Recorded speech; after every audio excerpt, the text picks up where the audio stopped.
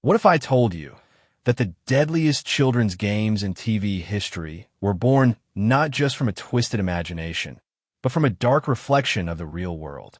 Squid Game wasn't just about survival. It was a mirror, a metaphor, and maybe, just maybe a warning.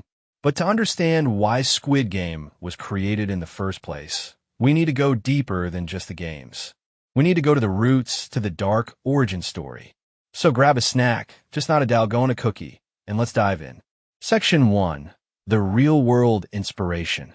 The debt crisis that sparked fiction.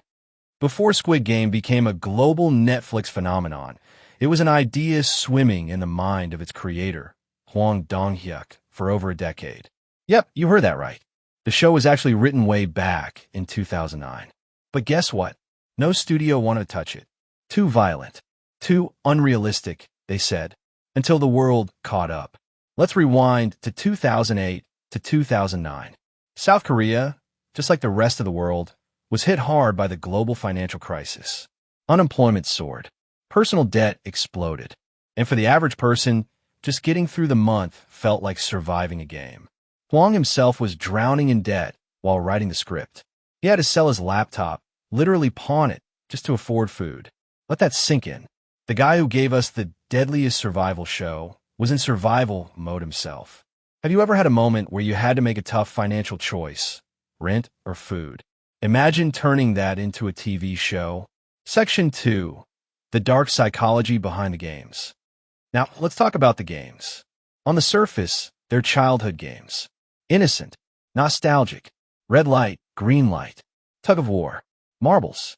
But underneath, each one is weaponized. These games are designed to test trust, betrayal, teamwork, and the darkest parts of human nature. The twist, the simplicity, that's what makes it horrifying. Why? Because these aren't monsters or demons. There's no supernatural villain. The true villain is desperation, poverty, debt, society. Each contestant isn't just fighting for money. They're fighting because they've been discarded by society. Did you know? Hwang Dong-hyuk based the idea on real-life game rooms in Korea where people gamble away what little they have, hoping to win big. Squid Game took that idea and turned the stakes all the way up. Speech balloon speculation moment. What if a similar game existed underground? Would people actually sign up? Let me know in the comments. Would you risk your life for a shot at freedom from debt? Section 3. The masked VIPs. Who really runs the game? Narrator, more intense tone. Let's talk about the VIPs. The rich, the powerful, the faceless. They sit behind golden animal masks, drinking wine, placing bets on lives like it's horse racing. Sound exaggerated? Maybe, but it's not far from reality. This part of Squid Game reflects the disturbing gap between the rich and the poor, not just in Korea, but globally. The 1% watching the 99% fight to survive and being entertained by it. Did you notice? Most VIPs speak English, not Korean. That was intentional. Hwang wanted to show that global elites are complicit in exploiting the poor, not just locals. The scary part? Some real-world billionaires have hosted bizarre, dangerous events for entertainment. Google it. You'll be shocked. Question to viewers. If you had $1 billion, would you still be entertained by games like this? Or would you walk away? Section 4. Player 456. A reflection of the everyman. Narrator. Now let's talk about Song Ji-hun, aka Player 456. He's not a hero. He's not even particularly brave or smart at first. But that's the point. He's us. Flawed. Struggling. Trying. He gambles, lies, begs, but he also loves his daughter. And when it matters, he chooses kindness, even when kindness gets you killed. Section 5. The hidden symbolism. Squid Game as social commentary. Narrator. Let's break it down. The circular dorm? Looks like a factory. The uniforms? Dehumanizing. The staircase?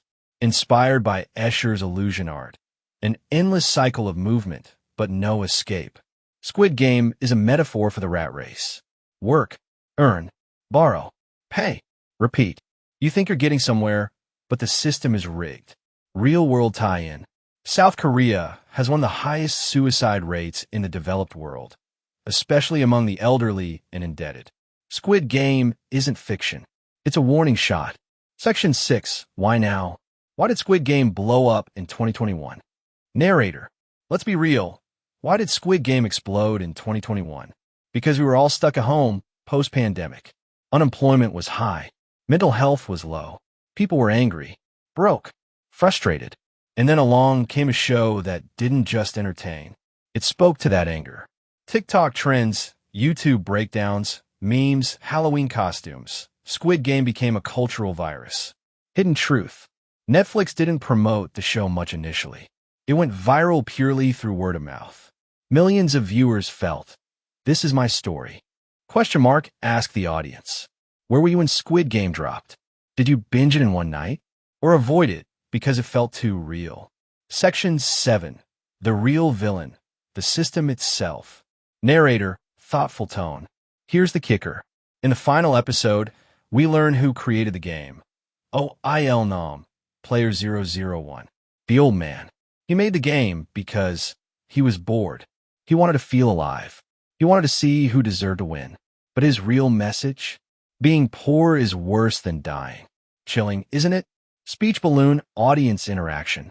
Do you agree with Nam's philosophy? Or is he just another twisted elite justifying cruelty? Think about it. The game didn't make people kill each other. Desperation did. Debt did. The system did. Section 8. The legacy. Will Squid Game change anything? Narrator. So what now? Squid Game Season 2 is coming. But will the message stay just on screen? Because the truth is, Squid Game doesn't need to be real to be terrifying. In many parts of the world, it already is. People die every day because they can't afford medicine. They work themselves to death. They drown in loans. And the rich? They get richer. Speculation corner. What if Season 2 reveals that Squid Game is just one of many happening in different countries under different masks? Wouldn't that be disturbingly believable? Ending. Thought-provoking close plus call to action.